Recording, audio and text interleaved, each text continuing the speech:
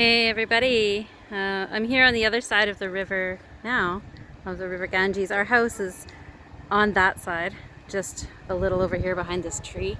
Can't see it anyways, but I wanted to show you the speed of the river. It's actually flowing quite quickly here, and they say they don't want you to swim in it because it's dangerous here with the undercurrents and the undertows and whirlpools and such. But I wanted to pop up here onto this side of the bank because I was looking for this. I don't know if you can see very well, but you can see there's a foundation here. Team building, rafting. There's a foundation here of where the house or hut used to be of a teacher, a yogi that lived by the river here 10 years ago. And it's completely overgrown. This whole area was his front yard. And we did yoga right here, him and I, for a couple of days. I brought him food. There's not much to see here now, but I brought him food, and in exchange he gave me some yoga instruction. And he's just living by himself here in this hut. And I guess in high water it was washed away. He hasn't lived here for several years. And it was really interesting. He said I could pay him in food, but he didn't want me to bring him food that had been prepared at the ashram, like roti and vegetables already made.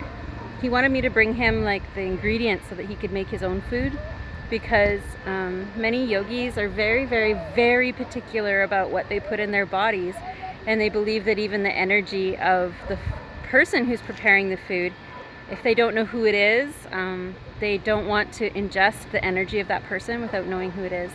And so that's why they like to cook themselves, so that the food is more pure, because they believe if someone's angry in the kitchen, or they believe that something negative is happening in the kitchen, that can go into their food, and it can contaminate the food. That's pretty pure if you ask me.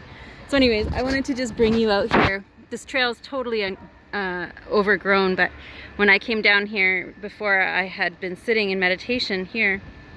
And that's how I met this teacher, because he was sitting in his hut behind me here and watching me meditate. And so I'm not sure how, but that's how we met the first time, and that's how we became friends.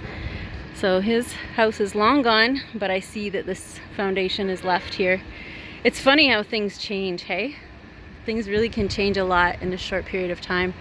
Up here above is the Badrinath Road, and this is a road that takes you further up into the Himalayas, and it gets more and more sketchy the higher up into the mountains you go, with sheer drop-offs on the side, and you know, cliffhangers and big drops and narrow ledges that you drive on with basically no protection. I'm always looking at stuff that floats down the river and wondering like what it is. Is that an animal? Is that a branch? Anyhow, pretty swift flowing river.